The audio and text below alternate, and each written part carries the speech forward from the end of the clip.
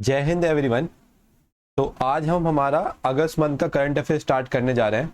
तो चलिए स्टार्ट करते हैं। पहला क्वेश्चन हमारा वैक्सीन से रिगार्डिंग है। ठीक है, तो अभी जो भारत बायोटेक है, भारत बायोटेक कंपनी ने एक वैक्सीन को इंट्रोड्यूस किया है जिसका नाम क्या है, हिलकोल। और किस डिजीज के रिगार्डिंग है, तो ये कोलेरा डिजीज के रिगार्डिंग है। तो कोलेरा डिजीज हमारे लिए इंपॉर्टेंट हो जाता है और कंपनी का नेम भारत बायोटेक ये हमारे लिए इंपॉर्टेंट हो जाता है। इसको किस लेबोरेटरीज में इन्होंने डेवलप किया है, तो हिलेमन लेबोरेटरीज में इसने इनको डेवलप किया है। अब ये कह रहा है कि ये एक ड्यूअल स्ट्रेन वैक्सीन है जो आपको मल्टीपल कोलेरा स्ट्रेन के रिगार्डिंग प्रोटेक्शन देगी। तो ये ऑप्शन जो है इसका गलत हो जाएगा, फर्स्ट एंड सेकंड सही हो जाएगा। अब देखते हैं थर्ड ऑप्शन जो है हमारा वो गलत क्यों हो रहा है। आपको याद है जब कोविड-19 का टाइम था तो बोला जाता था कि हमें कोविड वैक्सीन जो है, जो हमारी कोविड वैक्सीन है वो बार बार लगवानी पड़ेगी। ऐसा क्यों? क्योंकि कोविड के अलग अलग वेरिएंट आते हैं, तो हर जो वेरिएंट होता है पिछले वाले वेरिएंट से काफी म्यूटेट होता है, काफी एनर्जी वाला होता है, इसलिए हमको हर बार अलग अलग वैक्सीन निकालनी पड़ती है। सेम अगर मैं कोलेरा की बात करूं तो कोलेरा के लिए भी आपको ये सिंगल स्ट्रेन प्रोवाइड करेगा। जो वेरिएंट अभी चल रहा है उसके रिगार्डिंग आपको इम्यूनिटी प्रोवाइड करेगा, मल्टी स्ट्रेन के रिगार्डिंग इम्यूनिटी प्रोवाइड नहीं करेगा। तो ऑप्शन, इस क्वेश्चन का आंसर हो जाएगा 1 और 2। चलिए अब हम ना कोलेरा को डिस्कस कर लेते हैं। कोलेरा क्या है? एक बैक्टीरियन डिजीज है। और ये कौन से बैक्टीरिया से होता है? वाइब्रियो कोलेरियो। कल को क्वेश्चन आता है क्या ये प्रोटोजोआ से होता है? नहीं। क्या ये वायरस से होता है? नहीं। ये सिर्फ एक बैक्टीरियन डिजीज है। ठीक है, इसके लिए आपने देखा होगा डॉक्टर हमको क्या रिकमेंडेड करते हैं? ORS रिकमेंडेड करते हैं जब हमको कोलेरा हो जाता है। कोलेरा से आप बहुत इंग्लिश नाम है तो आप थोड़ा कंफ्यूज हो रहेंगे। कोलेरा हम जिसको हिंदी में क्या कहते हैं, हैजा के नाम से जानते हैं। इसके नाम से, हैजा के नाम से जानते हैं हम कोलेरा को। इसके अंदर इसके सिम्टम्स क्या क्या होते हैं? डिहाइड्रेशन हो जाता है, हमको वॉमिटिंग हो जाती है, टांगों में दर्द रहता है, ये सब इसके क्या है, सिम्टम्स है। कोलेरा कहाँ होता है? जहां भी गंदगी होगी ना, जहां पे सैनिटाइजेशन फैसिलिटीज अच्छी नहीं होगी, वहां पे कोलेरा ज्यादातर देखने को मिलता है। जैसे अभी मान कीजिए जहाँ पे पॉवर्टी वाला एरिया है वहां पे आपको कोलेरा के हाई चांसेस मिलेंगे। वॉर वाला एरिया है, नेचुरल डिजास्टर्स है, वहां आपको कोलेरा के डिजीज काफी ज्यादा देखने को मिलेंगे। मेनली क्यों होता है? जब हमारा जो फूड और वाटर है वो जब कंटेमिनेट मतलब गंदा हो जाता है तब वहां पे हमारा कोलेरा के होने के चांसेस ज्यादा हो जाते हैं। तो इस क्वेश्चन की अगर मैं आंसर की बात करूं तो होगा 1, 2 और 3। अगला क्वेश्चन पे चलते हैं। अभी क्या हुआ था, हमने हमारा 78 इंडिपेंडेंस डे सेलिब्रेट किया गया था। और हर बार आप देखेंगे इंडिपेंडेंस डे पे जो हमारे प्राइम मिनिस्टर है वो रेड फोर्ट से क्या देते हैं, भाषण देते हैं। पहली बात तो इंडिपेंडेंस डे और रिपब्लिक डे में हमको फर्क पता होना चाहिए। मैंने बहुत सारे ऐसे लोग देखे जो काफी कंफ्यूज रहते हैं। इंडिपेंडेंस डे मतलब हमको जिस दिन आजादी मिली, तो 15 अगस्त 1947 को हमको क्या मिली, आजादी मिली। और अगर मैं 26 जनवरी की बात करूं, 26 जनवरी 1950 की, तो उस दिन हम क्या बने, रिपब्लिक बने। मतलब हमारा कॉन्स्टिट्यूशन आया उस दिन, उस दिन हम रिपब्लिक बने, उस दिन हमारा कॉन्स्टिट्यूशन आया। ठीक है, ये पी है। तो उस दिन हमारा कॉन्स्टिट्यूशन आया, तो वो 26 जनवरी 1950 हमारा रिपब्लिक डे हो गया। और स्पेलिंग आप थोड़ा देख लीजिएगा, ये जल्दबाजी में रिपब्लिक। ठीक है, तो 15 अगस्त हमारा इंडिपेंडेंस डे और 26 जनवरी हमारा रिपब्लिक डे। अगले क्वेश्चन पे आते हैं। ये जो हमारे प्राइम मिनिस्टर है वो रेड फोर्ट पे आके भाषण देते हैं, स्पीच देते हैं, ये कब से चलते आ रहा है? क्योंकि जब 15 अगस्त 1947 में सबसे पहली बात जो हमारे पहले प्राइम मिनिस्टर ऑफ इंडिया थे जवाहरलाल नेहरू जी ने, उन्होंने सबसे पहली स्पीच दी थी रेड फोर्ट से। और उस स्पीच का नाम क्या था? Trust with destiny. ठीक है, बहुत ही अच्छी स्पीच थी, आप इसको आप गूगल करेंगे तो आपको मिल जाएगी। ठीक है, इस साल जो हमारा 78 इंडिपेंडेंस डे है उसकी जो थीम है वो आत्मनिर्भर नहीं है, उसकी थीम जो है वो क्या है, विकसित भारत। हमको विकसित भारत बनना है, मतलब डेवलप भारत बनना है। कब तक? @2047 तक। अगले क्वेश्चन पे चलते हैं। अभी जो हमारी president of India Droupadi Murmu ji है वो भी विजिट पे गई है। कहाँ पे? फिजी, न्यूजीलैंड और तिमोर लास्टे। इन 3 जगहों पे हमारी प्रेसिडेंट ऑफ इंडिया विजिट पे गई है। तो इन तीनों जगहों की हमारी लोकेशन बहुत इंपॉर्टेंट हो जाती है। और भी कुछ फैक्ट्स हैं वो हम देख लेते हैं एक बार। ये किसी भी इंडियन हेड की, मतलब इंडियन हेड कौन, जो प्रेसिडेंट ऑफ इंडिया है, प्राइम मिनिस्टर हमारे इंडियन हेड नहीं है, प्रेसिडेंट ऑफ इंडिया हमारे यूनियन ऑफ इंडिया के हेड माने जाते हैं, ठीक है। तो उनकी विजिट है कहाँ पे, फिजी और तिमोर लेस्टे में। सबसे बड़ा फैक्ट तो ये होगा कि पहली बार ऐसा कोई प्रेसिडेंट है जो इतने छोटे आइलैंड्स जैसे फिजी और तिमोर लेस्टे में गया है। दूसरे क्वेश्चन की अगर मैं बात करूं तो फिजी का जो हाईएस्ट ऑनर अवार्ड होता है, जैसे हमारे यहाँ का भारत रत्न है, वहां का अवार्ड है companion of order of Fiji, उससे सम्मानित किया गया है द्रौपदी मुर्मू जी को। तो इस क्वेश्चन की अगर हम आंसर की बात करें तो होगा 1 और 2 बोथ। एक बार हम लोकेशन देख लेते हैं। ये आप देख, हमने देखा है ऑस्ट्रेलिया कॉन्टिनेंट है, उसी के अगर हम ईस्ट में जाते हैं तो हमको फिजी आइलैंड मिलता है, ठीक है। क्वेश्चन आएगा क्या फिजी नॉर्थ पैसिफिक ओशन में है, नहीं, फिजी हमारा साउथ पैसिफिक ओशन में है, ना ही इंडियन ओशन में है, ये पैसिफिक ओशन में है। अब देख सकते हैं फिजी, इसके जस्ट आप नीचे जाएंगे तो आपको ये क्या दिख जाएगा, यहाँ पे आपको दिख जाएगा न्यूजीलैंड। यहाँ पे भी प्रेसिडेंट द्रौपदी मुर्मू जी गई है। अगला आइलैंड जो न्यूज में था वो कौन सा था, तिमोर। तिमोर की अगर मैं बात करूं तो तिमोर के अगर साउथ में देखेंगे तो तिमोर सी दिखेगी आपको। और एक फैक्ट बताऊं आपको जो सुनने में बहुत अच्छा लगेगा, जैसे हमारे देश की कैपिटल क्या है, दिल्ली, तिमोर की कैपिटल क्या है, दिल्ली। ये याद कर लीजिएगा, कभी क्वेश्चन आ सकता है एग्जाम में कि दिल्ली किसकी कैपिटल है, तो दिल्ली जो कैपिटल है वो किसकी है, तिमोर की है। तिमोर हमारे अगर हम इंडोनेशिया के सेम लैटिट्यूड में जाए तो हमको हमारा तिमोर दिख जाएगा। अगले क्वेश्चन पे आते हैं। अगला क्वेश्चन हमारा है रिगार्डिंग कवच। कवच क्या है, आपने देखा होगा लास्ट ईयर इंडियन रेलवेज के अंदर बहुत सारे कोलिजन हुए थे, 2 ट्रेन आपस में मिल गई थी। कभी कोई लोग रेलवे के सामने पिलर्स रख देते हैं, सिलेंडर्स रख देते हैं, तो उस सब से बचने के लिए हमने कवच इनिशिएटिव स्टार्ट किया था, ठीक है। इसको डेवलप किसने किया है, तो इसको डेवलप किया गया है RDSO के द्वारा। RDSO क्या है, research design standard and organisation. Kavach क्या है, एक इंडिजिनस एंटी कोलिजन सिस्टम है, मतलब जैसे ही ट्रेन भिड़ने वाली होगी अपने आप एंटी ब्रेकिंग लग जाएगा उसके अंदर, कवच के अंदर। ये कवच का 4.0 वाला वर्जन है। कवच 1 आया, 2 आया, 3 आया, 4 आया। ये ऑटोमेटिक ट्रेन में क्या लगा देगा, ब्रेक लगा देगा। और इंडिया का टारगेट है कि 2024 तक हमको 20,000 लोकोमोटिव में ये इंस्टॉल करना है। इसके अंदर क्या क्या होता है कवच के अंदर, इसके अंदर 5 सब सिस्टम होते हैं। जैसे RFID टेक्नोलॉजी देखा होगा, जो जिसमें फास्टैग यूज करते हैं वो है। ऑप्टिकल फाइबर्स देखे वो यूज कर रहे हैं हमने, रेडियो इक्विपमेंट्स यूज कर रहे हैं। तो ये 5 सब सिस्टम से मिलके बना होता है। तो इस क्वेश्चन का आंसर जो हो जाएगा 1, 2 और 3। अगला क्वेश्चन ये है कि बात ये की जा रही है कि जो हमको बिम्स्टेक है उस पर और ज्यादा से ज्यादा काम करना चाहिए, उसको और एक्सपांड करना चाहिए और कोलैबोरेशन करना चाहिए। तो हम एज अ बिम्स्टेक को एक बार देख लेते हैं, एज अ ऑर्गेनाइजेशन को। बिम्स्टेक का फुल फॉर्म क्या होता है, bay of Bengal multi sectoral technical and economic cooperation. ये आप कंट्रीज देख सकते हैं जो बिम्स्टेक में शामिल है। बिम्स्टेक में करंटली 8 कंट्रीज नहीं है, 7 कंट्रीज है, देख सकते हैं 1, 2, 3, 4, 5, 6 और ये 7, ठीक है। 7 कंट्रीज है बिम्स्टेक की। बिम्स्टेक की अगर मैं सेक्रेटरीट की बात करूं तो वो कहाँ है, ढाका बांग्लादेश में। दुख की बात यह है कि जो बिम्स्टेक है उस पर लास्ट जो मीटिंग हुई थी वो 2021 में हुई थी और अभी 2024 चल रहा है। तो अब 3 साल तक इसमें कोई मीटिंग ही नहीं हुई है, बिल्कुल डेड पड़ा है ऑर्गेनाइजेशन। इस ऑर्गेनाइजेशन का काम क्या है, कॉपरेशन बढ़ाता है, किस रिगार्डिंग, ट्रेड फैसिलिटी प्रोवाइड करता है, एनर्जी सिक्योरिटी प्रोवाइड करता है, सिक्योरिटी से रिलेटेड एक्सरसाइज करता है। तो बिम्स्टेक हमारे लिए इंपॉर्टेंट हो जाता है। अगर इस क्वेश्चन के आंसर की बात करें तो हमारा क्या हो जाएगा, 2 और 3। फर्स्ट ऑप्शन जो है वो हमारा रॉन्ग है और 4th जो ऑप्शन है हमारा वो भी हमारा रॉन्ग हो जाएगा। अगले क्वेश्चन में चलते हैं। ये काफी इंपॉर्टेंट इनिशिएटिव लगता है मेरे को एग्जाम की दृष्टि से, आप इंपॉर्टेंट लगा दीजिएगा, इसको आ सकता है। अभी गवर्नमेंट ऑफ इंडिया ने और वर्ल्ड बैंक ने एक इनिशिएटिव स्टार्ट किया है जिसका नाम क्या है, green national highway corridor project. ये किसने स्टार्ट किया है, गवर्नमेंट ऑफ इंडिया और वर्ल्ड बैंक। इंपॉर्टेंट लगा दीजिएगा, वर्ल्ड बैंक है यहाँ पे, एशियन डेवलपमेंट बैंक नहीं है। इसमें क्या बात करते हैं, 781 किलोमीटर के ये इको फ्रेंडली हाईवे बनाएंगे। क्या बनाएंगे, इको फ्रेंडली, मतलब जिसमें पेड़ पौधे जाओगे हो, ज्यादा से ज्यादा पेड़ पौधे हो, रिन्यूएबल एनर्जीज के यूज किए जाते हो। कौन कौन से स्टेट्स में हो रहा है ये, हिमाचल प्रदेश, राजस्थान, उत्तर प्रदेश और आंध्र प्रदेश। इसको याद आप कैसे करेंगे, 3 तो प्रदेश वाले हैं, जैसे आंध्र प्रदेश, उत्तर प्रदेश जिसके नाम के पीछे प्रदेश आ रहा है, और हिमाचल प्रदेश। और एक जो रह गया वो कौन सा रह गया इसमें, राजस्थान।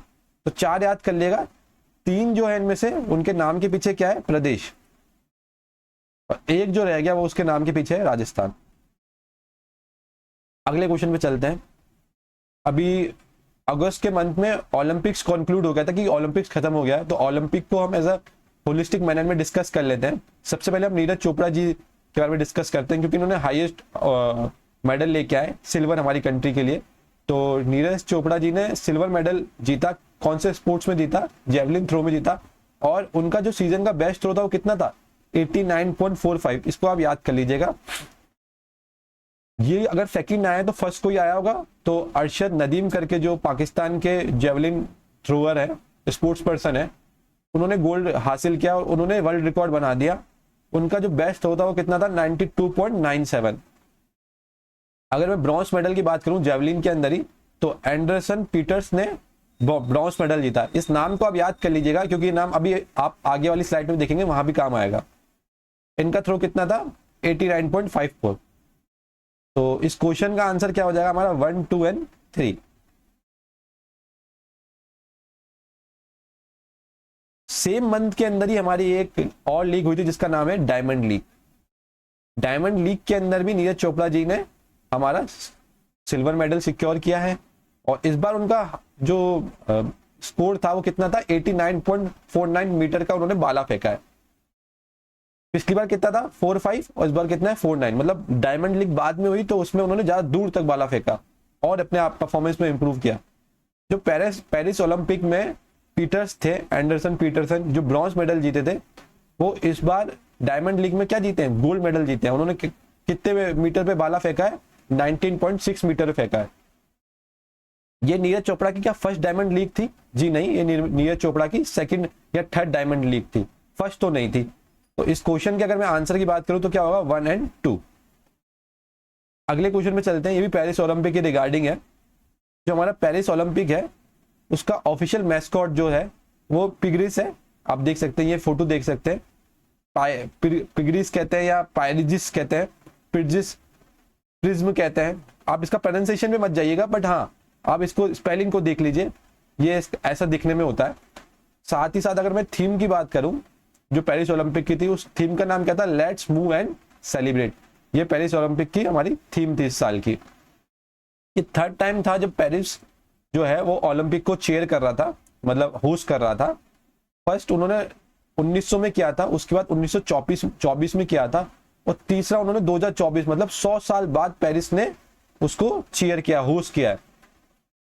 जो ओपनिंग सेरेमनी थी उसमें इंडिया के जो फ्लैग बेरियर थे वो पीवी सिंधु जी थे, और जो टेनिस प्लेयर हमारे थे सारनाथ कमल जी, उन्होंने इसको ओपनिंग सेरेमनी में फ्लैग बेरियर थे। और जो क्लोजिंग सेरेमनी थी उसमें हमारी मनु बाकर जी जो शूटिंग के लिए जानी जाती है, और इंडियन हॉकी टीम के जो प्लेयर है PR श्रीजेश, उन्होंने क्लोजिंग सेरेमनी के अंदर फ्लैग को बेयर किया था।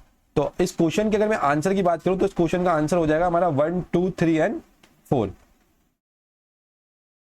अगले टॉपिक पे चलते हैं। टॉपिक तो यही है, बट अब हम सारे के सारे ओलंपिक विनर्स हैं, उनके मेडल देख लेते हैं और किस किस कैटेगरी में जीता है। तो अभी इंडिया ने टोटल हमारे 6 मेडल जीते हैं, 1, 2, 3, 4, 5, 6, जिसमें से ओनली 1 हमारे पास सिल्वर है और 5 क्या है? ब्रॉन्ज मेडल है। 5 हमारे पास ब्रॉन्ज मेडल है। सिल्वर हमारे अभी हमने देखा नीरज चोपड़ा जी लेके आए, किसमें? मैन जेवलिन थ्रो में लेके आए। मनु बाकर जी जो थी वो शूटिंग में हमारा मेडल लेके आए, किसमें? पिस्टल में। यहाँ पे इंपॉर्टेंट वाला पॉइंट है पिस्टल, और कितना? 10 मीटर एयर पिस्टल में। उसके बाद जो उन्होंने टीम एफर्ट दिखाया मनु बाकर जी और सौरभजीत सिंह जी ने, ये किसमें दिखाया? उन्होंने पिस्टल में दिखाया, और किसमें दिखाया? 10 मीटर के अंदर। एक टीम का टूर्नामेंट जीते और एक वो सिंगल टूर्नामेंट जीते।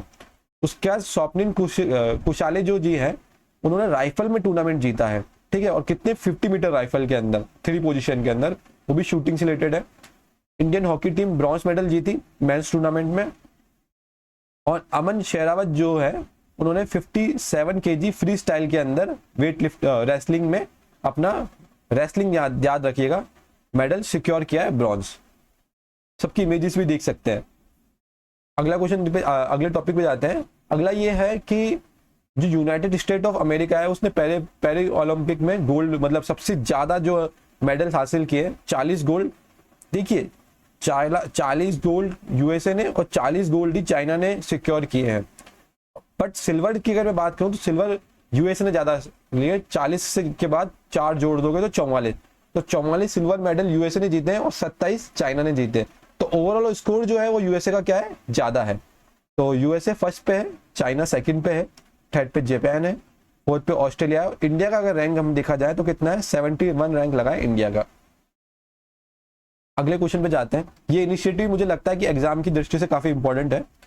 जो भी वेस्ट बंगाल है और यूनिसेफ है, इन्होंने एक कोलैबोरेशन किया है और एक इनिशिएटिव स्टार्ट किया है, जिसके अंदर क्या करेंगे, फादर को एनकरेज करेंगे कि वो मदर की ब्रेस्ट फीडिंग के अंदर एक एक्टिव रोल प्ले करें और उनको ब्रेस्ट फीडिंग से रिगार्डिंग नॉलेज देंगे।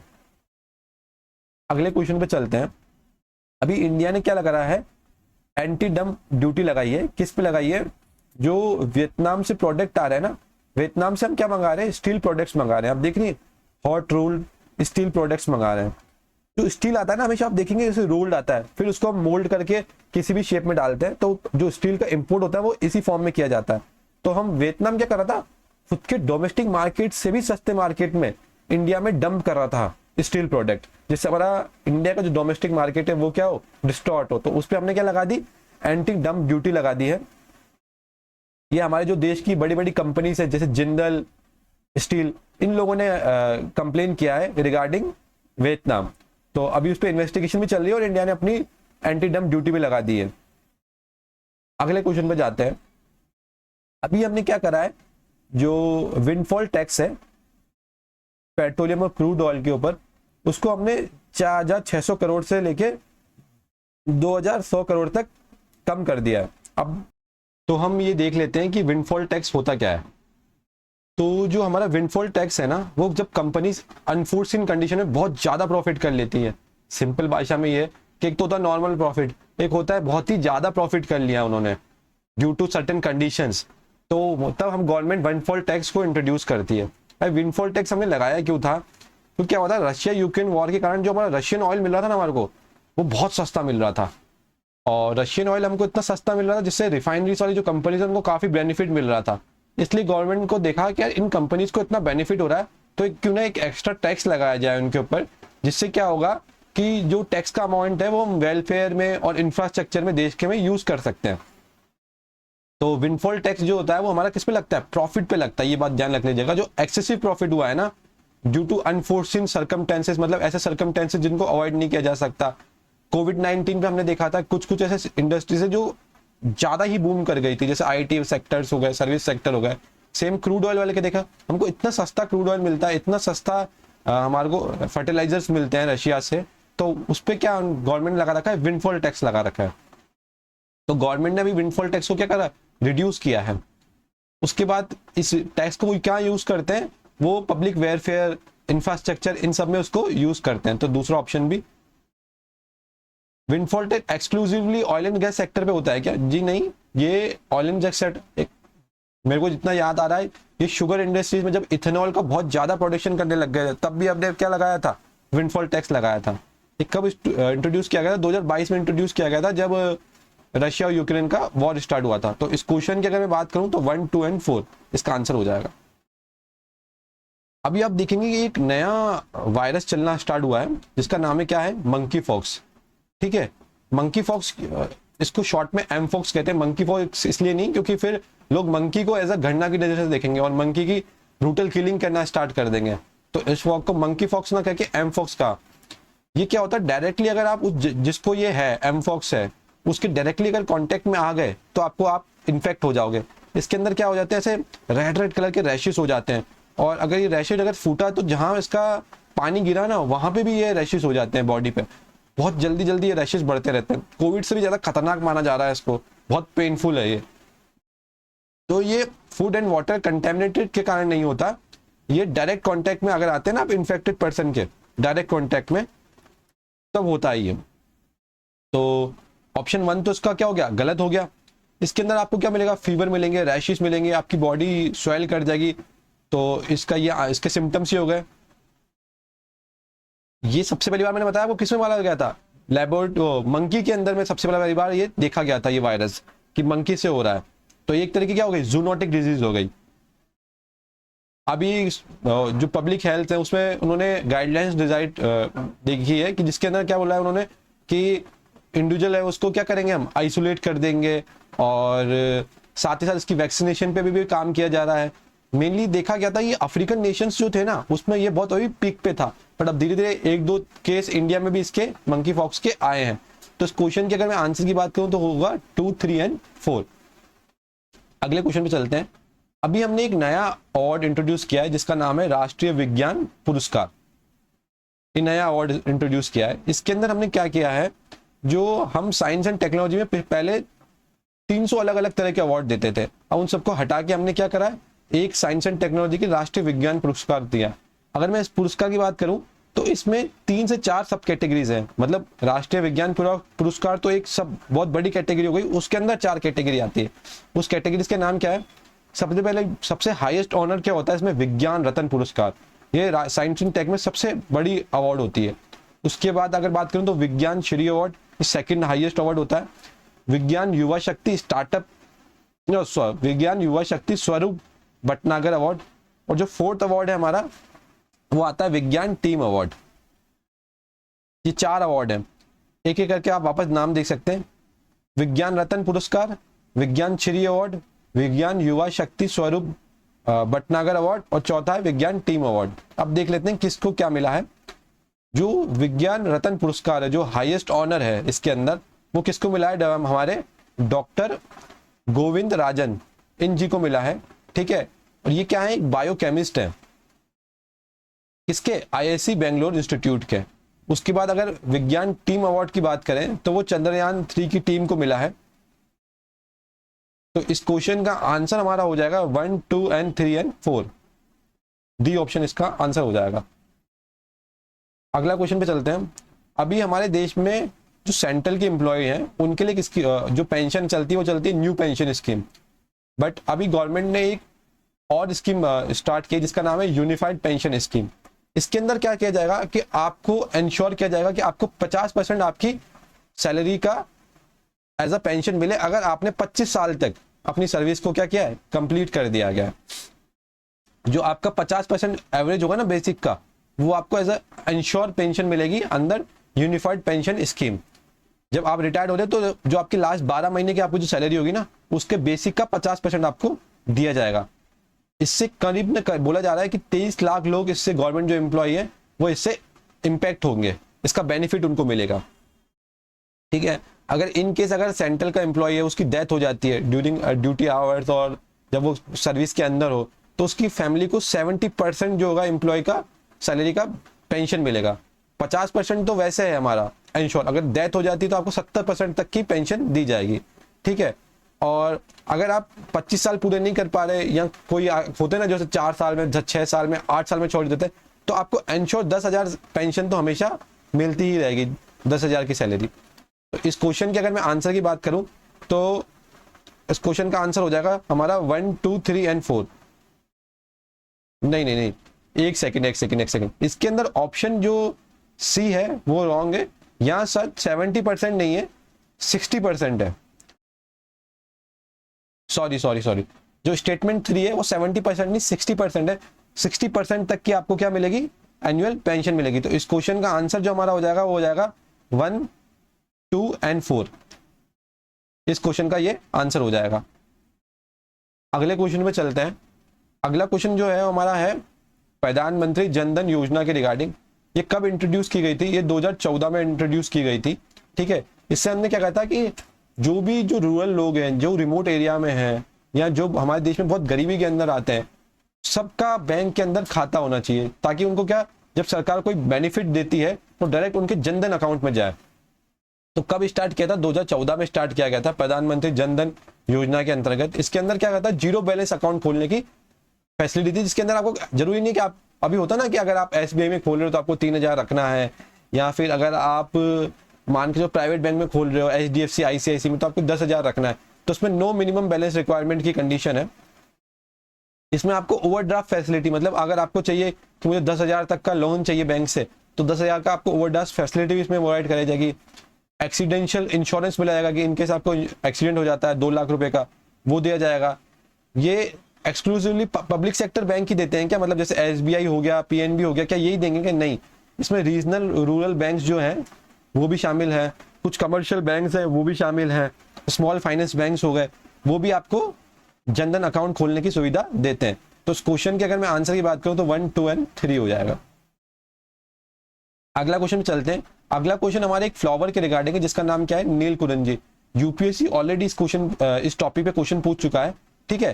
तो नीलकुरंजी फ्लावर हमारे लिए इंपॉर्टेंट हो जाता है। अभी क्या हुआ है ना, जो IUCN आप जानते होंगे कि जो international union for conservation of nature, इनकी एक लिस्ट आती है रिगार्डिंग फ्लोरा एंड फाउना, मतलब जो पेड़ पौधे हैं और जानवरों हैं उनके रिगार्डिंग इनकी एक लिस्ट आती है। तो उसमें नीलकुरंजी को शामिल किया गया है एज अ थ्रेटन स्पीसीज, इसलिए क्योंकि अभी कुछ सालों से देखा जा रहा है कि जो नीलकुरंजी ये अपना फ्लावर होता है इसका हैबिटेट लॉस हो रहा है, मतलब इसकी जो नॉर्मल ग्रोथ रेट है उसकी कंपेयर में ये धीरे धीरे रिड्यूस होता जा रहा है। तो इसको भी हमने थ्रेटन स्पीसीज में शामिल कर लिया गया है। इस फ्लावर को हम थोड़ा और जाने तो इसकी हाइट जो होती है वो कितनी होती है, 3 मीटर्स होती है। और सबसे इसकी जो यूनिक फीचर है कि ये 12 साल में एक बार ही ब्लूम करता है, मतलब उगता है, ठीक है। तो 6 साल नहीं 12 साल में है, 12 साल में एक बार इसका ब्लूमिंग सीजन आता है, उस दिन ये उगता है। तो नीलकुंजी पाया कहाँ जाता है, ये नीलगिरी हिल्स ऑफ तमिलनाडु वहां पाया जाता है, मुन्नार रीजन में पाया जाता है, पलानी कोडाई कनाल में एरिया में पाया जाता है, ठीक है। और अन्नमलाई रीजन में पाया जाता है। अन्नमलाई से आपको जानना चाहिए, अन्नमलाई पीक जो पेनिनसुलर इंडिया का हाईएस्ट पीक है। तो इस क्वेश्चन का आंसर क्या हो जाएगा हमारा 1, 3 एंड 4, बी ऑप्शन। अगले क्वेश्चन पे चलते हैं। अगला क्वेश्चन है हमारे मिथुन के रिगार्डिंग। मिथुन हमारी क्या होती है, कैटल होती है, ठीक है, जो भी रिसेंटली आसाम में देखा गया है। तो किस ये नॉर्थ ईस्ट के एरिया में पाया जाता है, जैसे अरुणाचल प्रदेश, नागालैंड,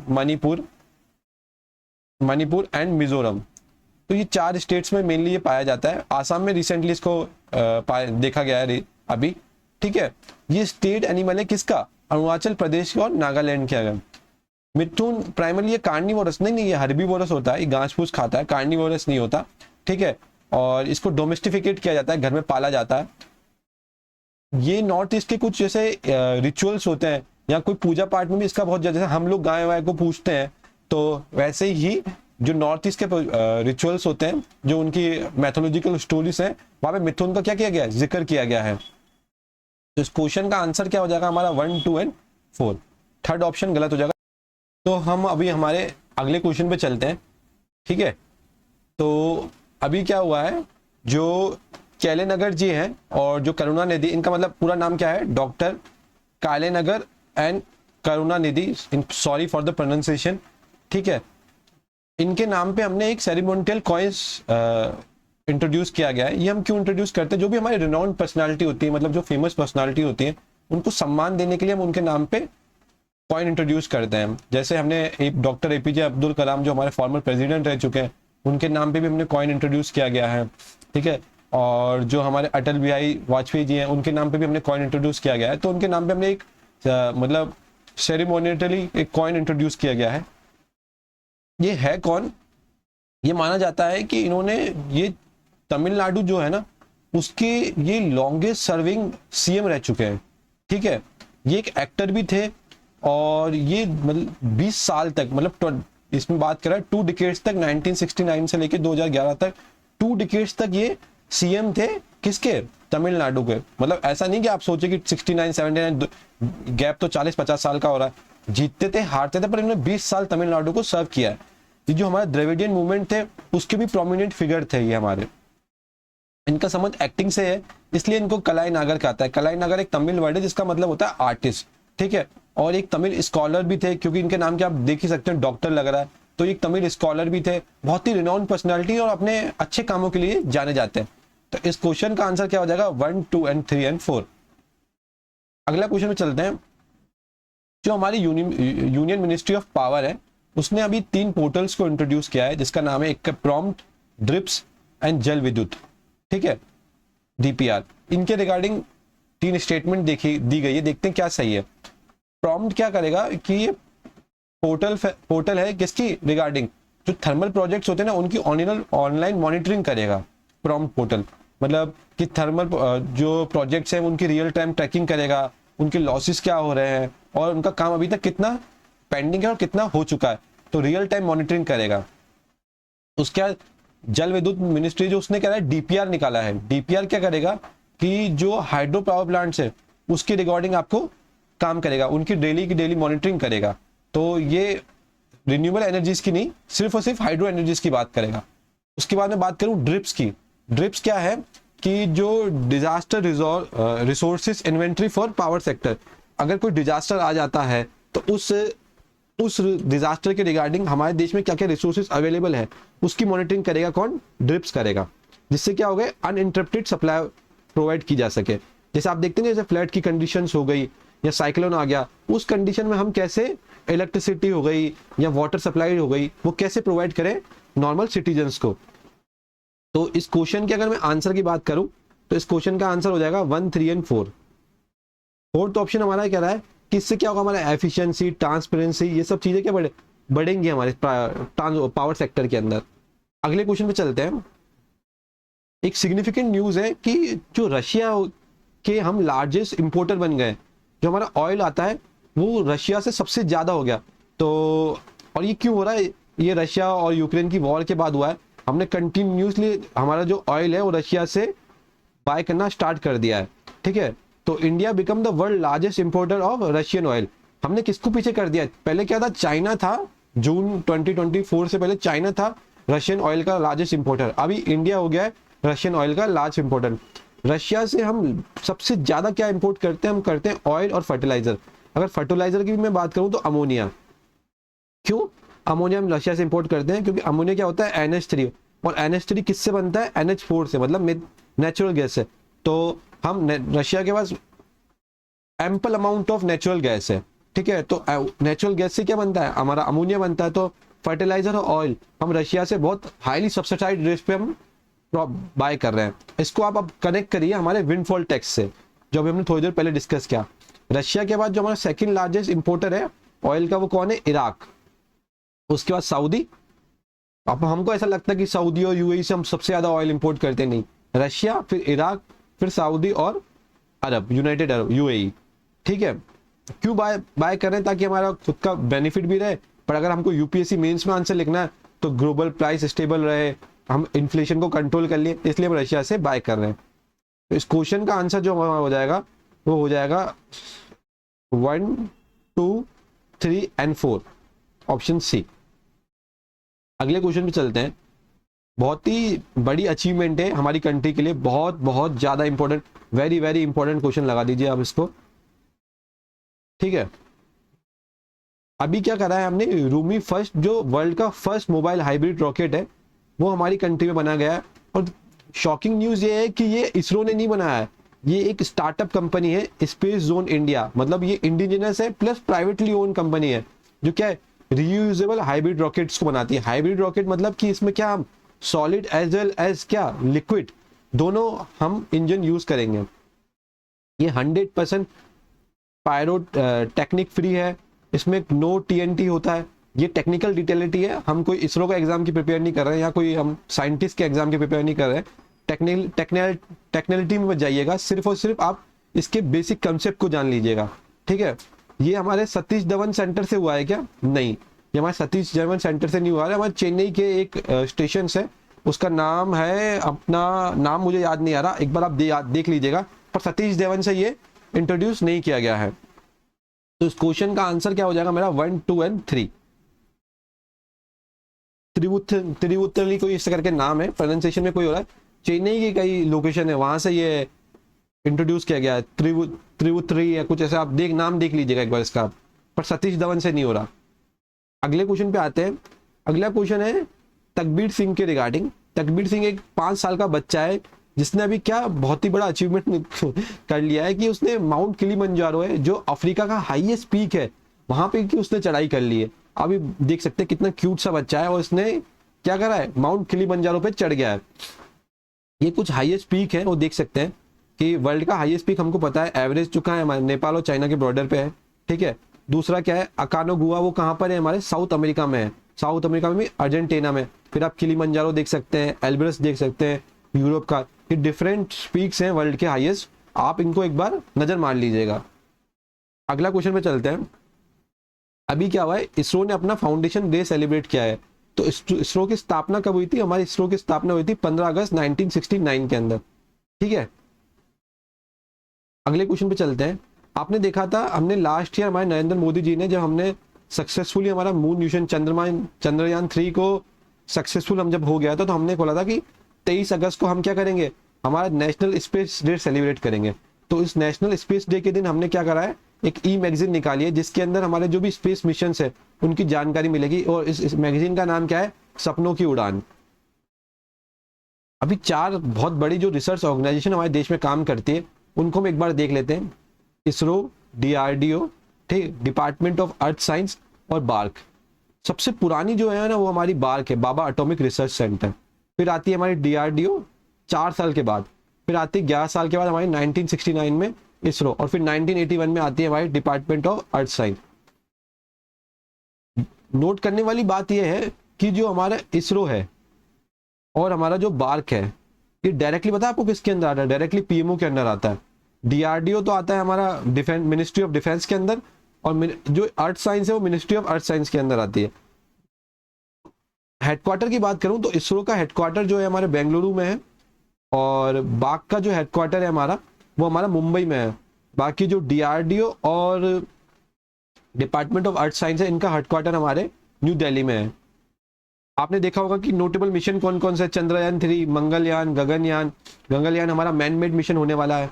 ठीक है, डीआरडीओ की आपने मिसाइल्स देखी होगी, अग्नि, पृथ्वी, पटना से आप ट्रिक याद करके रखे होगी आपने, पटना ट्रिक होगी ना, पृथ्वी, अग्नि, त्रिशूल। ठीक है, डिपार्टमेंट ऑफ अर्थ साइंस हमें सुनामी के रिगार्डिंग अर्ली वार्निंग सिस्टम करता है, मानसून की रीच बताता है। बाग हमारा न्यूक्लियर रिएक्टर्स को प्रमोट करता है, न्यूक्लियर टेक्नोलॉजी के बारे में बताता है।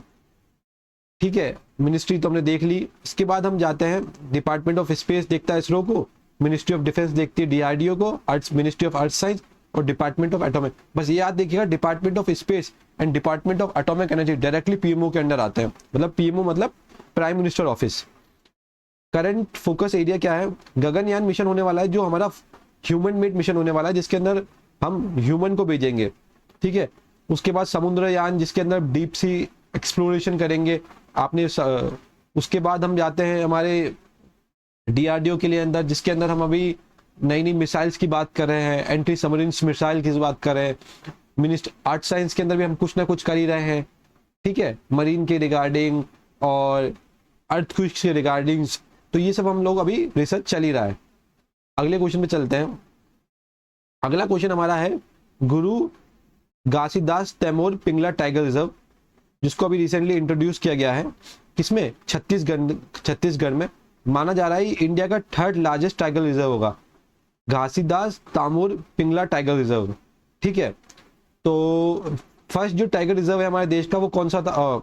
सबसे बड़ा जो टाइगर रिजर्व है, फर्स्ट नहीं सॉरी, सबसे बड़ा जो टाइगर रिजर्व है हमारे देश का, उसका नाम क्या है? Naga arjuna Srisailam tiger reserve. ये कहाँ है? हमारे आंध्र प्रदेश में है।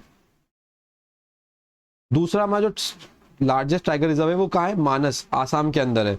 ठीक है, और तीसरा हमारा अभी खुल गया ये घासीदास तामूर। प्रोनाउंसिएशन में आप थोड़ा सा मुझे माफ कीजिएगा, बाकी जो इंफॉर्मेशन दे रहा हूँ वो एग्जैक्टली करेक्ट है। ठीक है, उसके बाद ये क्या कह रहा है कि छत्तीसगढ़ का फर्स्ट टाइगर रिजर्व है क्या? जी नहीं, ये छत्तीसगढ़ का फर्स्ट टाइगर रिजर्व नहीं है जो बिग कैट्स को सेव करता है। फर्स्ट जो है वो उसका शायद है अचानकमर, ये फर्स्ट टाइगर रिजर्व है छत्तीसगढ़ का। तो इस क्वेश्चन के आंसर की बात करें तो हो जाएगा 1, 2 एंड 4। ये टाइगर क्या करेगा? इंटीग्रेट्स करेगा किसके साथ? नेशनल पार्क्स और वाइल्ड लाइफ सेंचुरी के साथ। मतलब वाइल्ड लाइफ सेंचुरी और नेशनल पार्क ऑलरेडी है, उसके साथ ये टाइगर रिजर्व इंटीग्रेट करेगा। तो इस क्वेश्चन का आंसर की बात करें अपन, क्या हो गया? इस क्वेश्चन का आंसर हमारा हो गया 1, 2 एंड 4, ऑप्शन बी। अगला क्वेश्चन पे जाते हैं। अभी हमने नेशनल हैंडलूम डे सेलिब्रेट किया है, कब? 7 अगस्त को सेव किया गया है, जिसमें हमने एक एग्जीबिशन रखी है जिसका नाम क्या है? विरासत। नेशनल हैंडलूम डे हम क्यों सेलिब्रेट करते हैं? हम इसलिए सेलिब्रेट करते हैं जो हमारा स्वदेशी मूवमेंट हुआ था 1905 में। स्वदेशी मूवमेंट क्यों स्टार्ट किया गया था? क्योंकि जब बंगाल का पार्टीशन हो गया था ईस्ट बंगाल और वेस्ट बंगाल में 1905 के अंदर, लॉर्ड कर्जन जी ने जब हमारा बंगाल का पार्टीशन किया था, तो उसी के उपलक्ष्य में हम क्या सेलिब्रेट करते हैं? नेशनल हैंडलूम डे सेलिब्रेट करते हैं। ठीक है, तो नेशनल हैंडलूम डे सेलिब्रेट किया था, कौन इसकी नोडल इंडस्ट्री है? वो है मिनिस्ट्री ऑफ टेक्सटाइल है, जो उसको देखती है हमारे नेशनल हैंडलूम डे को। उसके बाद विरासत एग्जीबिशन के बारे में बात कर दी है। इस विरासत एग्जीबिशन के अंदर हमने क्या क्या देखा है? हमने natural dyes, cotton, design, exports, इन सबको हमने एग्जिबिट किया है। मतलब आपने देखा कस्तूरी कॉटन, कॉटन आपने सुना होगा, इसको हमने एग्जीबिशन के अंदर प्रदर्शित किया है। नेचुरल डाइस जो होती है उसको दिखाया है। मतलब जो इंडिजिनियस प्रोडक्ट्स हैं उनको प्रमोट किया गया है विरासत एग्जीबिशन के अंदर। इसमें हमने फोक डांसेस को भी इंक्लूड किया गया है। इस क्वेश्चन का आंसर क्या हो जाएगा हमारा? 1, 2 एंड 3, डी ऑप्शन इसका राइट आंसर हो जाएगा। अगले क्वेश्चन पे चलते हैं। ये भी बहुत सिग्निफिकेंट अचीवमेंट है इंडिया का। इस क्वेश्चन को भी आप वेरी वेरी इंपॉर्टेंट लगा दीजिएगा। अभी क्या किया हुआ है, हमारे जो INS अरिघात है उसको हमने सक्सेसफुली परीक्षण कर लिया है, उसको सक्सेसफुली डेवलप कर दिया है।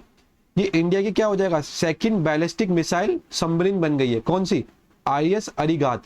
तो अगर आप बोलेंगे कि सर ये सेकंड है तो फर्स्ट कौन सी होगी, तो फर्स्ट जो हमारी थी वो थी INS अरिहंत। INS अरिहंत हमारी फर्स्ट थी और INS अरिघात हमारी क्या हो गई? सेकंड हो गई है।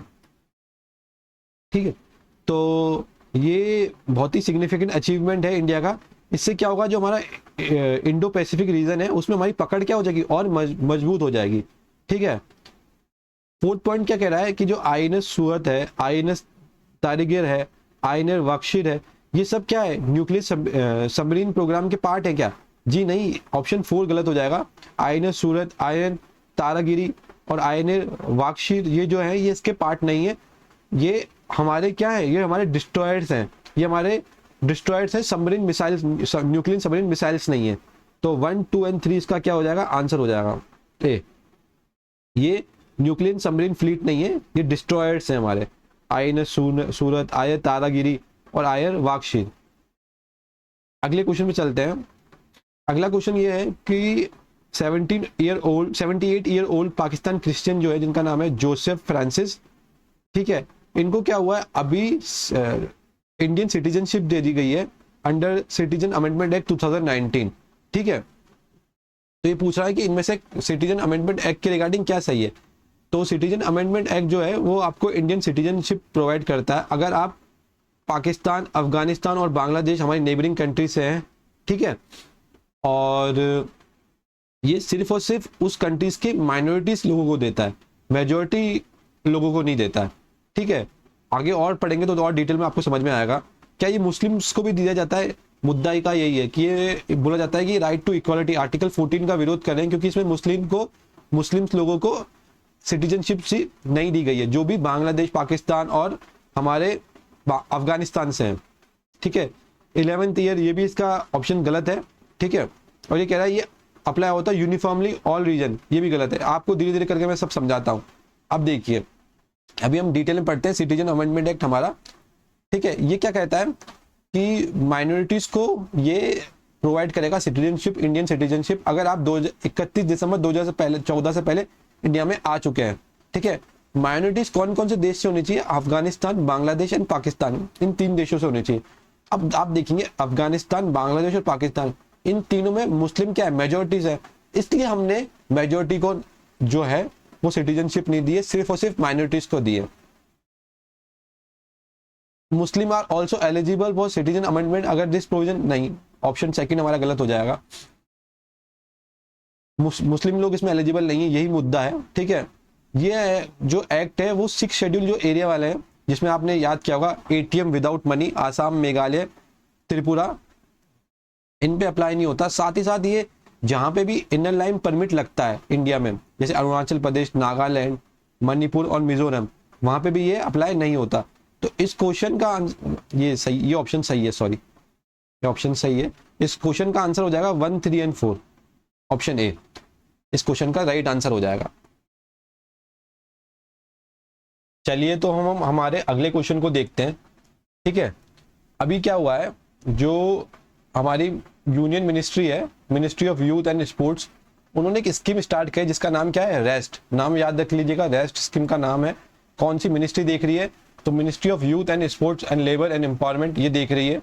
इस रेस्ट के अंदर क्या करेंगे, जो रिटायर्ड स्पोर्ट्स पर्सन है ना, उनको क्या करेंगे? उनका एम्पावरमेंट करेंगे। आप देखेंगे लोग स्पोर्ट्स पर्सन की जो रिटायरिंग एज होती है ना वो बहुत कम होती है, कुछ 30, कुछ 35, कुछ 40 तक मोस्ट ऑफ लोग रिटायर्ड हो जाते हैं, ठीक है। तो उनको एम्पावर्ड करने की बात की गई है कि आप 40 तक स्पोर्ट्स खेलिए, उसके बाद government of India under the ministry of youth affair and sports आपको एम्पावर करेगी। इसके अंदर क्या करेंगे, उनको हम जो, अगर इसमें दो कैटेगरीज डिवाइड करें, एक तो जो क्लास 12th और क्लास मतलब जिसने पढ़ाई कर रखी है 12वीं क्लास तक या उससे ज़्यादा की, तो उसके लिए अलग कोर्स होगा, और जिसने 11वीं क्लास और उससे कम की पढ़ाई कर रखी है उसके लिए अलग कोर्स होगा, ठीक है। क्योंकि आप देखेंगे स्पोर्ट्समैन बहुत कम साल एज में ही है ना स्पोर्ट्स खेलना स्टार्ट कर देते हैं, ठीक है। तो इसके अंदर उनको स्किल्स को एम्पावर्ड किया जाएगा, उनको एम्प्लॉयमेंट मतलब उनको एम्प्लॉयमेंट दिया जाएगा, उनका करियर डेवलपमेंट किया जाएगा, ठीक है। इसमें Lakshmibai national institute of physical education, ये क्या होगा, उसकी नोडल एजेंसी होगी जो इसको इंप्लीमेंट करेगी। तो स्कीम का नाम याद कर लीजिएगा, रेस्ट है, रिटायर्ड स्पोर्ट्स पर्सन एम्पावरमेंट, ठीक है। अगले क्वेश्चन में चलते हैं।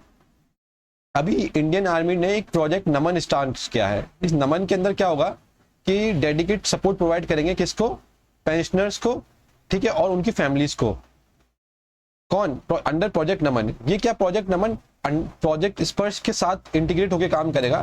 प्रोजेक्ट स्पर्श क्या करता है कि पेंशन के रिगार्डिंग काम करता है, पेंशन एडमिनिस्ट्रेशन रक्षा, तो उसके साथ ही काम करेगा प्रोजेक्ट नमन, एक दूसरे को कॉम्प्लीमेंट करेंगे दोनों मिशन, ठीक है। जिसके अंदर क्या जो पेंशन से रिलेटेड प्रोसेस है ना उसको क्या स्ट्रीमलाइन कर देंगे, सिंगल प्रोसेस के थ्रू कर देंगे। ये प्रोसेस सिर्फ और सिर्फ एक्सक्लूसिव फाइनेंशियल एड के रिगार्डिंग नहीं, फाइनेंशियल एड के अलावा ये बात करेगा हमारे कि जैसे अभी हमने देखा होगा टेली मानस, और भी बहुत चीज़ों के रिगार्डिंग बात करेगा। तो सिर्फ और सिर्फ फाइनेंशियल एड के रिगार्डिंग नहीं, लोगों को एम्पावर करना, इंफॉर्मेशन देना रिगार्डिंग डिफेंस की अभी क्या क्या स्कीम्स चल रही हैं जिसमें वो एनरोल कर सकते हैं, वो सब भी इसके प्रोजेक्ट नमन के अंदर आएगा। तो इस क्वेश्चन का आंसर क्या हो जाएगा हमारा 1 और 2। अगले क्वेश्चन में चलते हैं। अभी क्या हुआ है, एक लिस्ट जारी की गई है किसके द्वारा, सोवरिन वेल्थ फंड इंस्टीट्यूट के द्वारा एक लिस्ट जारी की गई है, ठीक है। इसमें इन्होंने क्या करा है, जो वर्ल्ड के सेंट्रल बैंक्स है ना उनको दिखाया गया है कि उनमें से सबसे ज्यादा वेल्थ किसके पास है। तो एक लिस्ट जारी की गई है, इंस्टीट्यूट का नाम याद कर लीजिएगा, सोवरिन वेल्थ फंड इंस्टीट्यूट, इसने जारी की है। उसमें सेंट्रल बैंक्स को रैंकिंग दी गई है, ठीक है। जिसमें जो फेडरल बैंक ऑफ इंडिया है ना वो टॉप किया गया है। फेडरल बैंक मतलब यूएसए का बैंक जो है, उसका जो उसके पास सबसे ज्यादा असेट्स है, मतलब सबसे ज्यादा गोल्ड्स जो है वो किसके पास है, गोल्ड हो गए, दूसरे देश की करेंसीज हो गई, वो सबसे ज्यादा किसके पास है, यूएसए के बैंक के पास है। अच्छी बात यह है कि एशिया के जो 2 बैंक है वो टॉप 10 में शामिल है। कौन सा, पीपल बैंक ऑफ चाइना वो 2nd नंबर पे आता है, और बैंक ऑफ जापान जो आता है वो 3rd नंबर पे आता है।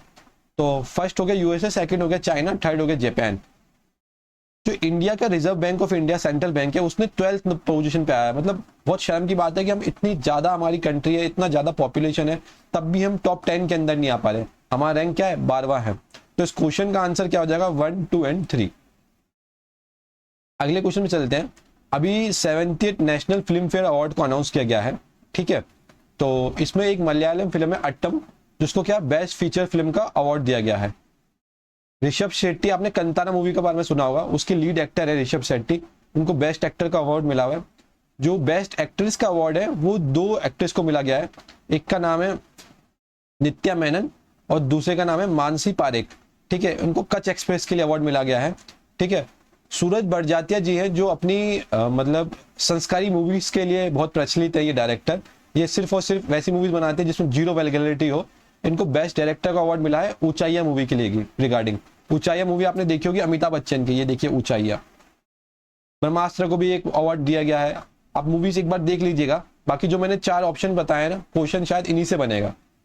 इस क्वेश्चन का आंसर जो हो जाएगा हमारा हो जाएगा 1, 2, 3 और 4। अगले क्वेश्चन पे आते हैं। अभी C8 अवार्ड्स अनाउंस हुए थे, ठीक है। C8 अवार्ड्स पता है कब से दिए जा रहे हैं, 1995 और 1996 दिए जा रहे हैं, बहुत पुराने अवार्ड्स हैं। ये C8 प्लस RP गोइंग का ग्रुप है, ये प्राइवेट ग्रुप है, वो मिलके देते हैं अवार्ड, ठीक है। इसमें जो रोहित शर्मा है उनको C8 international cricketer of the year का अवार्ड मिला है। साथ में विराट कोहली को बेस्ट टेस्ट बैटर नहीं, बेस्ट ODI बैटर का अवार्ड मिला है, ठीक है। तो स्टेटमेंट रॉन्ग हो गई।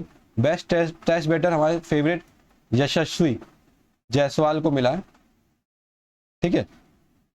उसके बाद जो लाइफ टाइम अचीवमेंट अवार्ड है वो राहुल द्रविड़ जी को मिला गया। आप इमेज देख सकते हैं, इसमें रोहित शर्मा जी भी खड़े हैं, साथ ही साथ मोहम्मद शामी जी खड़े हैं, राहुल द्रविड़ जी खड़े हैं। तो इस क्वेश्चन का आंसर क्या हो जाएगा हमारा 1, 2 एंड 4। अगले क्वेश्चन में चलते हैं। अभी क्या है, दीनदयाल स्पर्श योजना स्टार्ट हुई है। स्टार्ट किसके अंदर हुई है? डिपार्टमेंट ऑफ पोस्ट के अंदर की गई है। और अभी इसी क्वेश्चन के अंदर मैं आपको 3 क्वेश्चन बना के दिखा दूंगा। क्वेश्चन के अंदर से 3 क्वेश्चन। पहली बात, डिपार्टमेंट ऑफ पोस्ट किस मिनिस्ट्री के अंदर आता है? तो डिपार्टमेंट ऑफ पोस्ट आता है हमारा यूनियन मिनिस्ट्री ऑफ कम्युनिकेशन के अंदर। ये आपको पता है कौन बनेगा करोड़पति का क्वेश्चन था, 12 लाख का क्वेश्चन था कि यूनियन डिपार्टमेंट ऑफ पोस्ट किस मिनिस्ट्री के अंदर आता है? तो यूनियन मिनिस्ट्री ऑफ कम्युनिकेशन। अगर आप मेरा लेक्चर देख लिए होते तो आप 12 लाख जीत जाते। ठीक है। दूसरा क्वेश्चन आता है दीनदयाल स्पर्श योजना, ये कौन देखता है? डिपार्टमेंट ऑफ पोस्ट देखता है। ये क्या करेगा? ये रिसर्च को प्रमोट करेगा और स्कॉलरशिप को प्रमोट करेगा। स्कॉलरशिप भी किसको देगा? 6 से 9 साल, मतलब 6 क्लास से लेके जो 9 क्लास के स्टूडेंट्स हैं उनको स्कॉलरशिप देगा। ये 6 to 9 आप देख सकते हैं यहाँ पे, उनको छात्रवृत्ति मतलब स्कॉलरशिप देगा। ये एक्सक्लूसिवली अर्बन एरिया नहीं, रूरल प्लस अर्बन दोनों पे देगा भाई। अर्बन वालों ने ऐसा क्या करा है जो सिर्फ अर्बन को मिलेगा? ठीक है। इससे क्या होगा? स्टडीज में बच्चे इंकरेज होंगे, स्कॉलरशिप मिल रहा है तो उनको फाइनेंशियल बर्डन कम होगा। तो इस क्वेश्चन का आंसर जो हो जाएगा वो हमारा 1 and 2 हो जाएगा। अब हमारे अगले क्वेश्चन पे चलते हैं। अभी क्या हुआ है, टर्की में एक बहुत बड़ी डिस्कवरी हुई है जिसका नाम है गोबेकिली टेपे। ये माना जा रहा है ये वर्ल्ड का ओल्डेस्ट सोलर कैलेंडर है। ठीक है। मैं तो इस बात को नहीं मानता, क्योंकि मैं मानता हूँ जो हमारा इंडियन सिविलाइजेशन है वो बहुत ही मॉडर्न है। ठीक है। और बहुत ही एडवांस है जो इंडियन सिविलाइजेशन थी। अगर इंडिया में अगर ज़्यादा अच्छे से एक्सप्लोरेशन हो तो हम लोग सबसे सिविलाइज्ड सिविलाइजेशन कहलाएंगे। जैसे आपने इंडस वैली सिविलाइजेशन के बारे में पढ़ाई होगा। इसके अंदर पिलर मिले हैं, 365 पिलर्स मिले हैं वी शेप, जो दिखाते हैं 365 दिनों को। तो इस क्वेश्चन का आंसर क्या हो जाएगा हमारा? Both 1 and 2। नाम याद कर लीजिएगा, प्रोनाउंसिएशन थोड़ा सा मेरा बिगड़ा हुआ ही है। गोबेकिली टेपे तो साउथर्न टर्की में मिला है। ये वर्ल्ड ओल्डेस्ट सोलर कैलेंडर है। अगले क्वेश्चन पे आते हैं। अभी गेल इंडिया, गेल मतलब समझ गए ना, गैस अथॉरिटी ऑफ इंडिया, एक पीएसयू है, और पेट्रोन साइंटिफिक इंडिया लिमिटेड, इन दोनों ने एक एमओयू साइन किया गया है जिसमें ये बायो इथेनॉल प्लांट की रिगार्डिंग एक्सप्लोरेशन करेंगे, रिसर्च करेंगे, डेवलपमेंट करेंगे, जिसमें 500 किलो टन बायो इथेनॉल बनाने की इन्होंने बात की है। ये एक जेवी है, मतलब ज्वाइंट वेंचर है किसका? गेल और यूएस की पेट्रोन साइंटिफिक लिमिटेड का। तो इस क्वेश्चन का आंसर की मैं बात करूं तो क्या हो जाएगा 1 and 2। अगले क्वेश्चन पे चलते हैं। आपने देखा होगा रिसेंटली बांग्लादेश की पॉलिटिकल कंडीशन अच्छी नहीं थी। शेख हसीना को देश छोड़ना पड़ा, जो उनकी पीएम थी, फॉर्मर पीएम थी, और मिलिट्री का कू लग गया था। तो जो हमारा वुमेन T20 वर्ल्ड कप था वो पहले बांग्लादेश में होने वाला था और वो शिफ्ट होके कहाँ हो गया? यूएई के अंदर। अगले क्वेश्चन चलते हैं। अभी एक इनिशिएटिव है डेनमार्क का और इंडिया मिनिस्ट्री ऑफ जल शक्ति का, ठीक है, जिसके अंदर उन्होंने क्या बात की है? Smart laboratory of clean reverse. Denmark, Norway, Sweden हमेशा अपने साफ सफाई के लिए बहुत जाने जाते हैं। इनकी टेक्नोलॉजी जो है क्लीननेस के मामले में वो एपेक्स है, यूएस से भी ज्यादा है। ठीक है। तो डेनमार्क ने मिनिस्ट्री ऑफ जल शक्ति के साथ एक इनिशिएटिव स्टार्ट किया जिसका नाम क्या है? Smart laboratory of clean reverse, जिसमें 16.8 करोड़ तो जल शक्ति लगाएगी और 5 करोड़ क्यों लगाएगा? डेनमार्क लगाएगा। ये कहां बनाएंगे? अपना स्मार्ट लेबोरेटरी बनाएंगे, ये वाराणसी के अंदर बनाएंगे। अगले क्वेश्चन में जाते हैं। अभी पीएम मोदी जी हैं हमारे ऑनरेबल प्राइम मिनिस्टर, उन्होंने यूक्रेन में विजिट की थी। बहुत ही सिग्निफिकेंट मूवमेंट है कि हमारे जो प्राइम मिनिस्टर जी हैं वो रशिया गए पहले और उसके थोड़े टाइम ही बाद और यूक्रेन गए। बहुत कम लीडर्स हैं जो दोनों कंट्रीज के हेड से मिले हैं। तो पीएम नरेंद्र मोदी जी हमारे यूक्रेन के विजिट पे गए और उन्होंने यूक्रेन को 4 भीष्म दिए। भीष्म क्या है? भारत हेल्थ इनिशिएटिव फॉर सहयोग हितिया एंड मैत्री क्यूब्स। ठीक है। भीष्म मतलब ये हेल्थ के रिगार्डिंग किट्स दिए गए हैं, हेल्थ रिगार्डिंग एड्स प्रोवाइड किए गए, इसके अंदर दवाई है, मेडिसिन है। सेम किट्स हमने पैलेस्टीन में भी भेजे गए थे। ठीक है। जहां भी ऐसी कंडीशन होती है वॉर की या नेचुरल क्लैमिटी की, इंडिया जो है अग्रेसिवली आगे आके उस कंट्री को सपोर्ट करता है। अगले क्वेश्चन में चलते हैं। अभी international mother Teresa award ceremony हुई थी और ये कहाँ पे हुई थी, ये हमारे यूनाइटेड अरब एमिरेट्स में की गई थी। अगला क्वेश्चन पे आते हैं। अभी जापान का एक आइलैंड है, आइलैंड का नाम है क्यूशू, ठीक है। यहाँ पे एक टाइफून आया है, टाइफून का नाम है शान शान। तो पहली बात तो हमको टाइफून का नाम याद करना है शान शान, और दूसरी बात आइसलैंड ऑफ क्यूशू याद करना है। ये आप देख सकते हैं हमारा प्यारा जापान है, ठीक है। जापान सिर्फ ऐसी कंट्री है एशिया की जो डेवलप है, only develop country in Asia is Japan.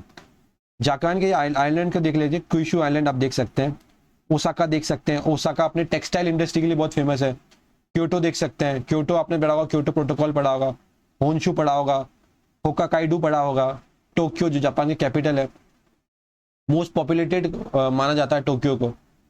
अगला क्वेश्चन पे आते हैं। अब one of the largest airline merger हुआ है किस किस के बीच में, सिंगापुर एयरलाइन के बीच में, विस्तारा और एयर इंडिया के बीच में। तो ये तीन कंपनी ने मिलकर एक मर्जर बनाया है और ये माना जा रहा है one of the world's largest airline merger है। इस क्वेश्चन का आंसर क्या होगा, विस्तारा, एयर इंडिया और सिंगापुर मैंने क्वेश्चन में लिख ही रखा है। अगले क्वेश्चन पे जाते हैं। एक गति शक्ति विश्वविद्यालय ट्रेनिंग प्रोग्राम स्टार्ट किया है जो एविएशन सेक्टर को प्रमोट करेगा, ठीक है। तो गति शक्ति विश्वविद्यालय कहाँ पे, एविएशन सेक्टर को प्रमोट करेगा। स्टार्ट कहाँ किया गया है, न्यू दिल्ली के अंदर स्टार्ट किया गया।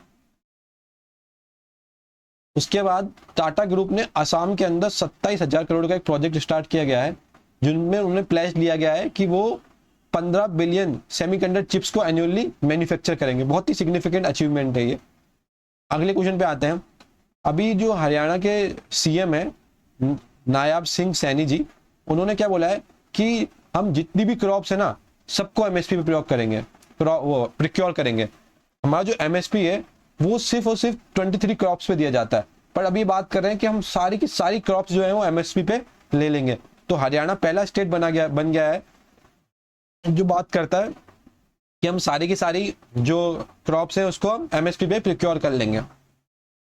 दूसरा क्वेश्चन आता है, जो उड़ीसा गवर्नमेंट है उसने अन्नपूर्ति ग्रेन एटीएम निकाला है जिसके अंदर आप क्या करेंगे, आपका राशन कार्ड को जैसे हम एटीएम में डालते हैं वैसे डालेंगे और उस एटीएम के थ्रू आपको क्या मिलेगा, अनाज मिलेगा, वीट मिलेगा, राइस मिलेगा।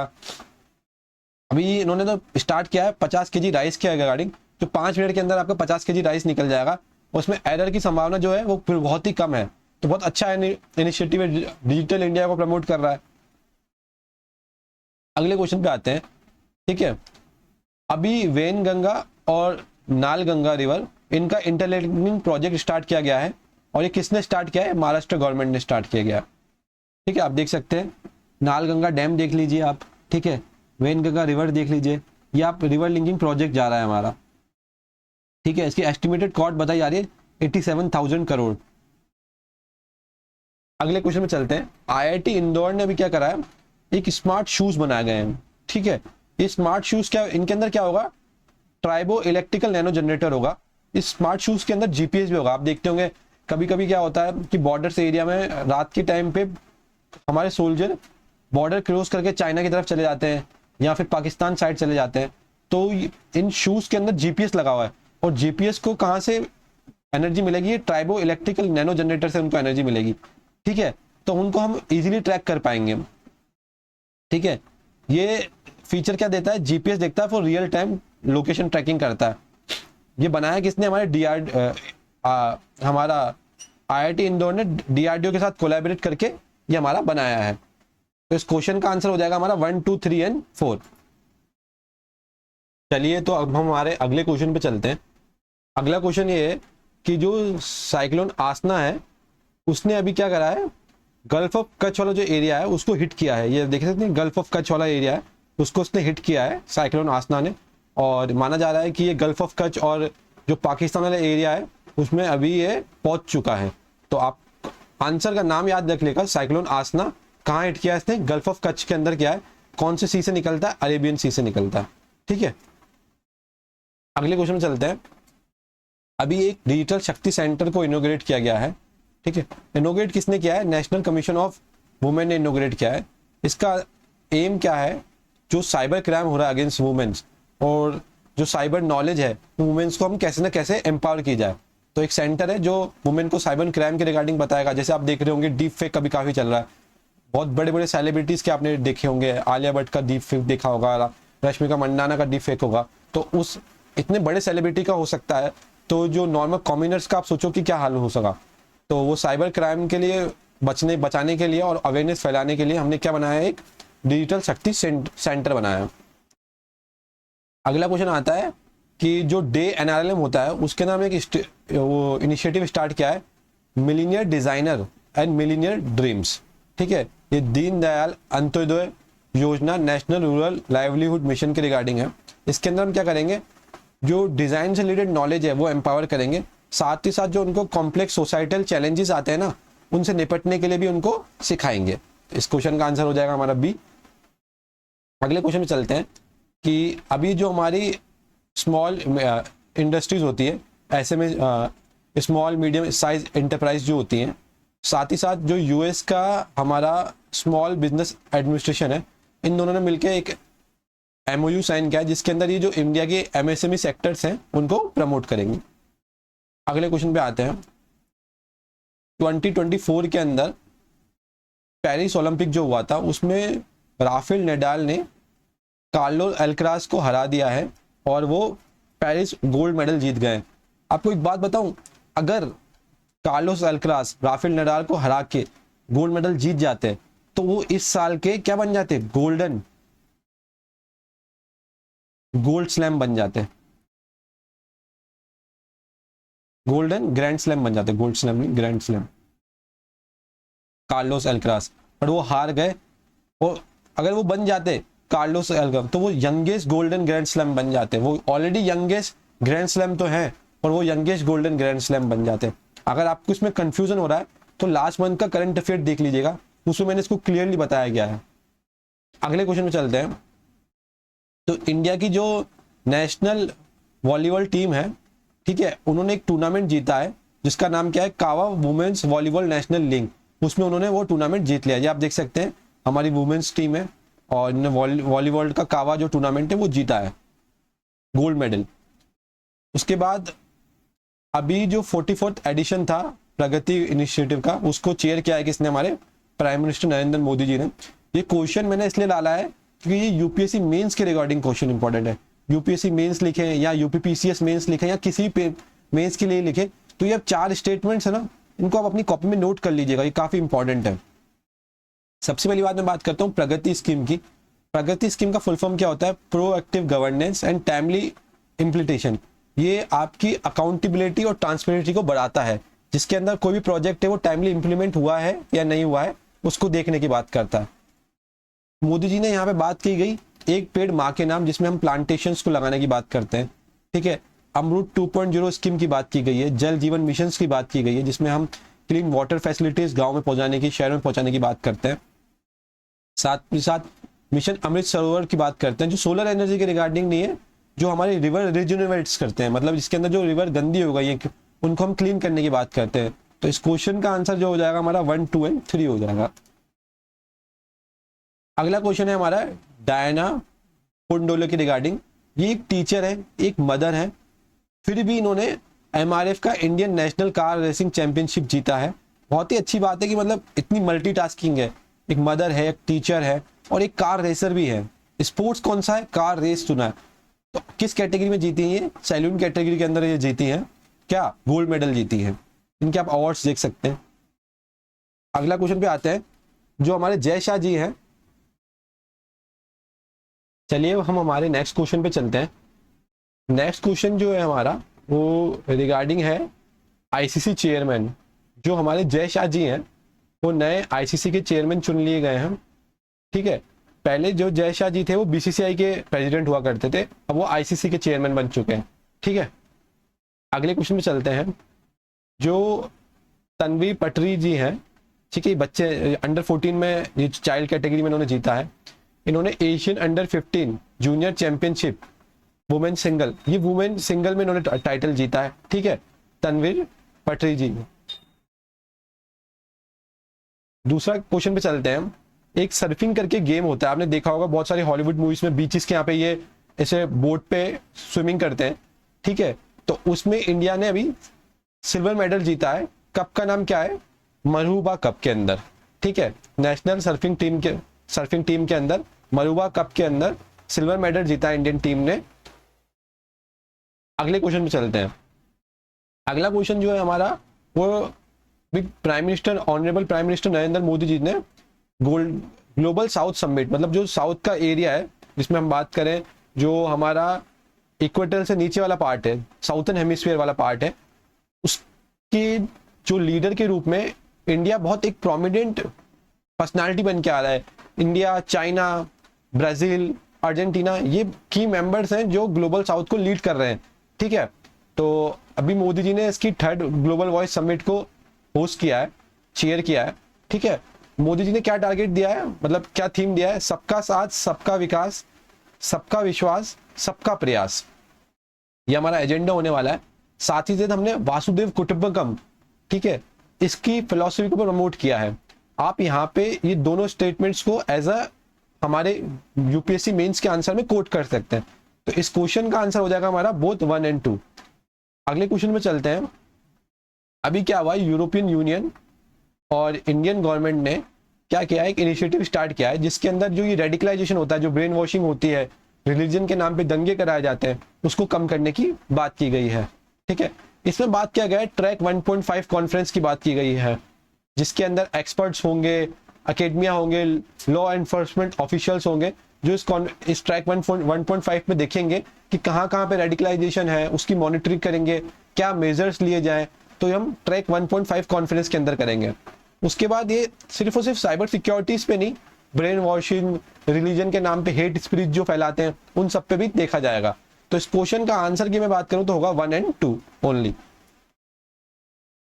अगले क्वेश्चन में चलते हैं कि इंडिया एंड यूएस की जो डिफेंस है, उनकी एक समिट हुई है जिसका नाम है इंडस एक्स। ये याद कर लीजिएगा प्लीज, इंडस एक्स।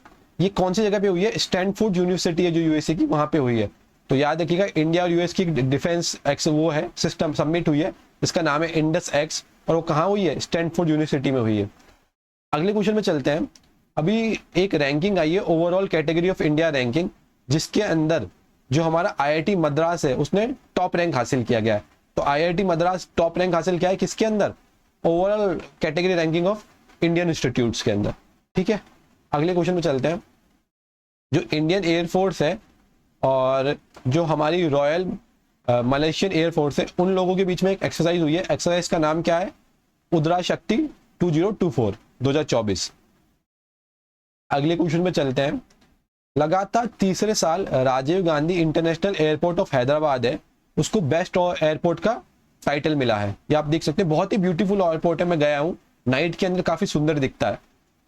अगले क्वेश्चन में चलते हैं। अगला क्वेश्चन है हमारा फिक्की यंग लीडर्स अवार्ड के रिगार्डिंग। ये अवार्ड किस किस को मिला है, आयुष्मान खुराना और नीरज चोपड़ा जी दोनों को अवार्ड मिला है। ये हमारे क्या हो गए, यंग लीडर्स अवार्ड मिला है इनको, आयुष्मान खुराना और नीरज चोपड़ा जी को। उसके बाद स्पेस एक्स के लिए एक बहुत बड़ी अचीवमेंट की बात है कि इन्होंने as a private agency space walk को प्रमोट किया है, एक मिशन किया है। मिशन का नाम क्या है, Polaris Dawn. Polaris Dawn first private space walk है, जिसको लाया किसने गया है, स्पेस एक्स ने लाया है। स्पेस एक्स समझ गए ना, मस्क जी, हमारे एलॉन मस्क जी। अगला क्वेश्चन पे आते हैं। अभी एक इंडियन सिटीजन है गोपीचंद, ठीक है, उन्होंने अपनी इंडियन फर्स्ट सिविलियन स्पेस जो जर्नी है उसको कंप्लीट किया गया है। तो इस मिशन का नाम क्या था, ब्लू ओरिजिन न्यू शेपर्ड 25। ये किसने लाया है, ये जेफ बेजोस जी है ना, उनकी कंपनी ने लाया है। ये एलॉन मस्क की स्पेस एक्स कंपनी ने लेके आया। New Shepard 25 mission Jeff Bezos ji ने लीड कराया इसको। जो गोपीचंद जी हैं वो सेकंड इंडियन सिटीजन नहीं, सेकंड इंडियन सिटीजन है जिन्होंने स्पेस में ट्रेवल किया है। सिविल सिटीजन की बात कर रहे हैं हम। जो पहले थे वो कौन थे, हमारे राकेश शर्मा जी थे। तो ऑप्शन सेकंड हमारा सही हो जाएगा। राकेश शर्मा जी जो थे वो फर्स्ट सिविल सिटीजन थे, और जो सेकंड सिटीजन बन गए इंडियन सिटीजन जिन्होंने स्पेस में ट्रेवल किया है, उनका नाम क्या है, गोपीचंद जी। या आप इनकी इमेज देख सकते हैं, कितने खुश है ये स्पेस की ट्रेवल करने के बाद। तो इस क्वेश्चन के आंसर की बात करूं तो मैं 1 और 2 होगा, एलॉन मस्क नहीं, जेफ बेजोस जो अमेजोन के फाउंडर हैं, जेफ। अगले क्वेश्चन पे चलते हैं। India @100 envisioning tomorrow economic power house, ये केवी सुब्रमण्यम जी है, उनकी एक बुक है जिन्होंने इंडिया @100 के बारे में बताया है। अगले क्वेश्चन पे चलते हैं। जो तरुण जी हैं उन्होंने एक बुक निकाली है जिसका नाम है मोदीज गवर्नेंस ट्रम्प। ठीक है, reshaping India part two prosperity, Tarun चुंग जी हैं, ये आप देख सकते हैं। Moody's governance Trump release. अगले क्वेश्चन पे चलते हैं। बहुत ही फेमस डांसर है, इनके आपने जो डांस के जहां भी पोस्टर्स लगे होते हैं ना, इनकी इमेज हमेशा दिखती है, आपने इनकी ये इमेज बहुत बार जगह देखी होगी, बहुत सारी बुक्स में देखी होगी आर्ट एंड कल्चर की। इनका नाम क्या है? यामिनी कृष्णमूर्ति। ये भरतनाट्यम, कुचिपुड़ी, उड़ीसी, इन सब के अंदर एक प्रोमिनेंट डांसर के रूप में उभरी हैं। आप कमेंट में मेरे को जरूर बताइएगा कि भरतनाट्यम, कुचिपुड़ी और उड़ीसी का किस स्टेट से लेना देना है। अगले क्वेश्चन पे आते हैं। जो वर्ल्ड की ओल्डेस्ट लेडी है या ओल्डेस्ट पर्सन माने, जिन्होंने दोनों वर्ल्ड वॉर्स देखी, वर्ल्ड वॉर फर्स्ट और वर्ल्ड वॉर सेकंड, उनकी अभी रिसेंटली डेथ हो गई है, वो वर्ल्ड की ओल्डेस्ट पर्सन के रूप में माने। इनका नाम क्या है? केन टानाका। ठीक है, तो ये वर्ल्ड की ओल्डेस्ट लेडी है जिनकी जो डेथ हुई है वो 117 साल में हो चुकी है। इनका बॉर्न कब हुआ था? 1907 में हुआ था। Thank you.